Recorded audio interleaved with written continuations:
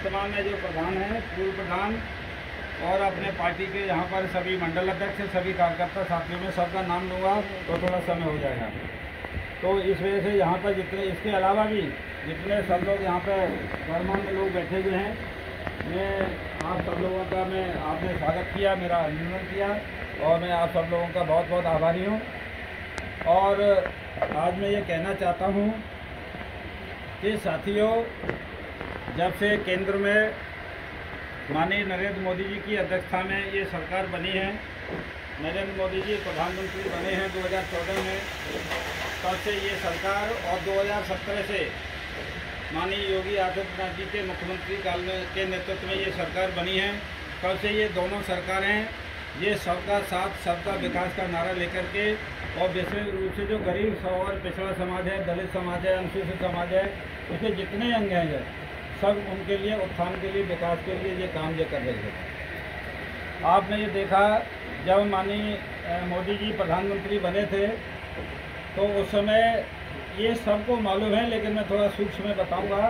सब लोग पढ़ते हैं, अखबार में सबको जानकारी है। जो जनधन के खाते खुलवाए थे, कभी ये गरीब लोगों के बैंकों में खाते नहीं खुलते थे और अच्छे अच्छे लोगों के नहीं खुलते थे और ये कहते थे कि आगे गारंटर लेके आओ। मतलब जब तक ये जमानती नहीं मिलेंगे आपको, वो भी उस बैंक में जो जिनका खाता हो उसके ये खाते खुलेंगे। गारंटी जब तक नहीं दोगे तब तक, और गरीब व्यक्ति की कोई भी जिसका खाता धारक है, पहले से जिसका अकाउंट खुला हुआ है, वो किसी की गवाही देता नहीं था। इस वजह से कभी गरीब लोगों के ये खाते ये खुलते नहीं थे। लेकिन जनधन योजना में और बगैर पैसे के बगैर जमानत के जो जनधन के खाते माननीय प्रधानमंत्री नरेंद्र मोदी ने इस पूरे हिंदुस्तान में जो खुलवाए, उनकी मजबूरी थी बैंक वालों की, उनको खाते खोलने पड़ेंगे।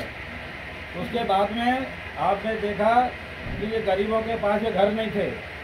जो प्रधानमंत्री आवास योजना में, शहरी आवास योजना और ग्रामीण आवास योजना में, दोनों में 2.5 लाख रुपए दे करके उनके सबके मकान जो है उन्होंने जो बनवा सकते थे और 2.5 लाख रुपया जो सबको मिला। यहाँ भी बने होंगे शायद, माननीय विधायक जी को मालूम होगा, यहाँ भी आवास के प्रधानमंत्री आवास योजना मकान बने होंगे। आपको शौचालय बने, जिनको हम इज्जत घर के नाम से माननीय प्रधानमंत्री जी ने उसको इज्जत घर का नाम दिया है शौचालय को। और उज्ज्वला योजना का कनेक्शन, जिसके कभी सोच नहीं सकते, ये चूल्हे से लकड़ी से रोटी बनती थी। हमारी जो माताएं बहनें, उनको कितनी दिक्कत होती थी। आज जिनके पास चूल्हे नहीं थे, गैस नहीं थी, उन सबको उनको गैस का चूल्हा सिलेंडर के दिलवाया जाएगा।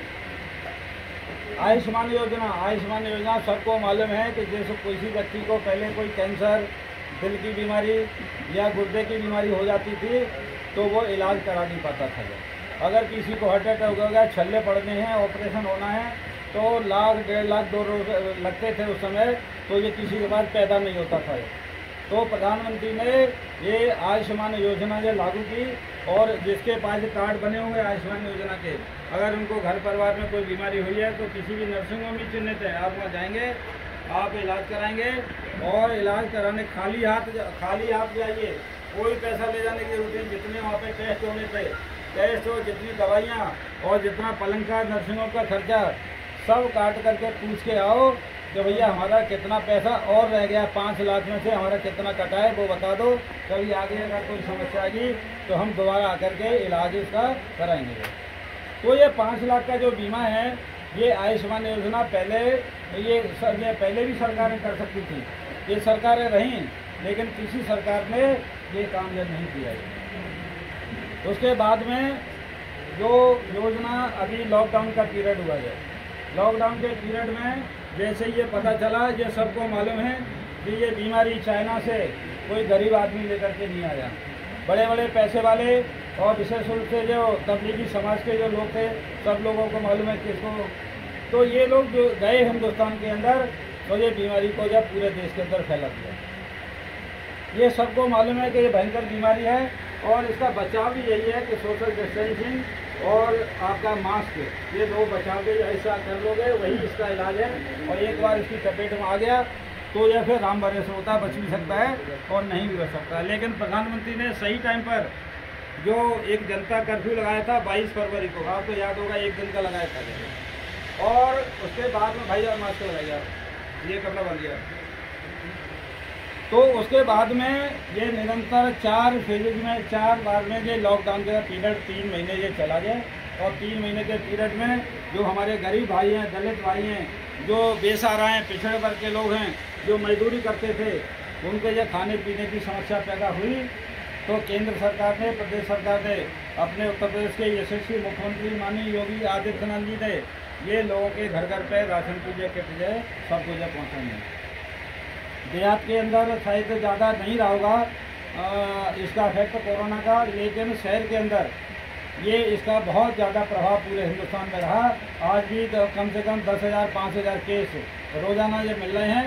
और आपको ये बात बता दूं, जब ये कोरोना की बीमारी हिंदुस्तान में आई थी तो उस समय हमारे हिंदुस्तान के अंदर मास्क नहीं बनते थे। तो प्रधानमंत्री ने तो बहुत तेज़ गति से ये मास्क बनाने की प्रक्रिया शुरू की और 2 लाख पर डे मास्क जो पूरे हिंदुस्तान में ये बनने लगेगा। हॉस्पिटल में जगह नहीं थी, लोग किसी हॉस्पिटल में इलाज के लिए जाते थे तो पहले प्राइवेट डॉक्टर ये कहता था कि कोरोना का टेस्ट करा के लाओ। जब तक कोरोना का टेस्ट नहीं होगा तो हम आपका इलाज नहीं करेंगे। जितने आइसोलेशन सेंटर बनाए गए, क्वारंटाइन सेंटर बनाए गए, और उसके माध्यम से जो कोरोना का इफेक्ट था, जो अन्य जो अमेरिका के आप देख रहे हो कितनी बुरी हालत है।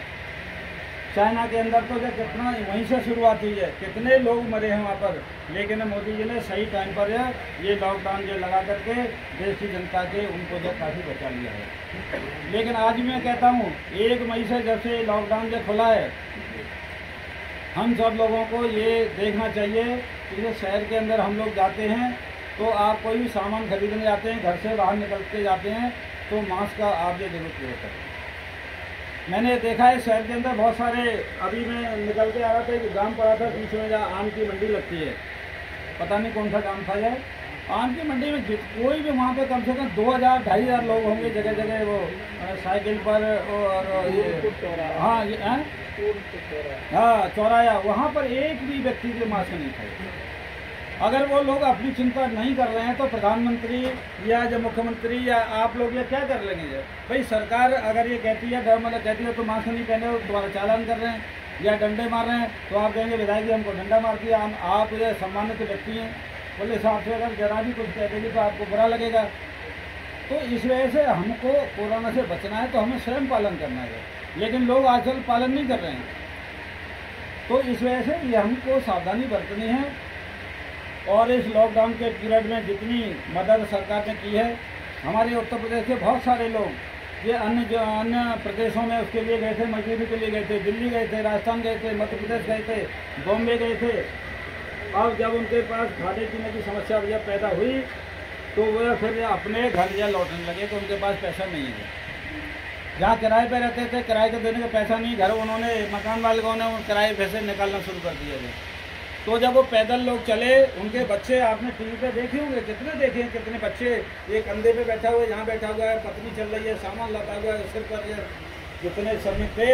लेकिन उत्तर प्रदेश की सरकार ने, जहाँ से बॉर्डर हिंदुस्तान उसका यूपी का शुरू होता है, अपने मुख्यमंत्री जी ने वहाँ पर हज़ारों बसें लगाई, ट्रेन के माध्यम से ये जो श्रमिक थे उनको जो लाया गया और उनके घर तक जो उनको जो सब लोगों को पहुँचाया। ये कौन कर सकता है? ये योगी जी की सरकार थी, इन्होंने गरीबों की उसको जो सोचा, मजबूरी को सोचा है।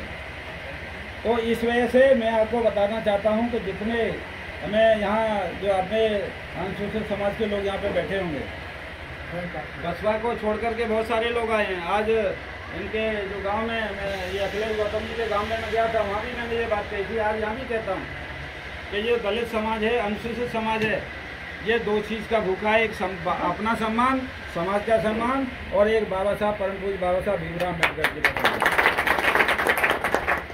ये आज मैं ये कहना चाहता हूँ, मैं भी आज यहाँ पर हूँ। मैं मंत्री बना, पहले मैं डॉक्टर बना। डॉक्टर जब बना था तो मैं MBBS डॉक्टर हूँ। जब मैंने परीक्षा दी थी तो उस समय कांग्रेस का, इस हिंदुस्तान की कांग्रेस की सरकार थी। मैं 3% रिजर्वेशन में जो सेलेक्ट हुआ था। कितने परसेंट में? 3% में। और बाबा साहब ने कितना जो परसेंट का जो व्यवस्था की थी संविधान में? 18% की है। 18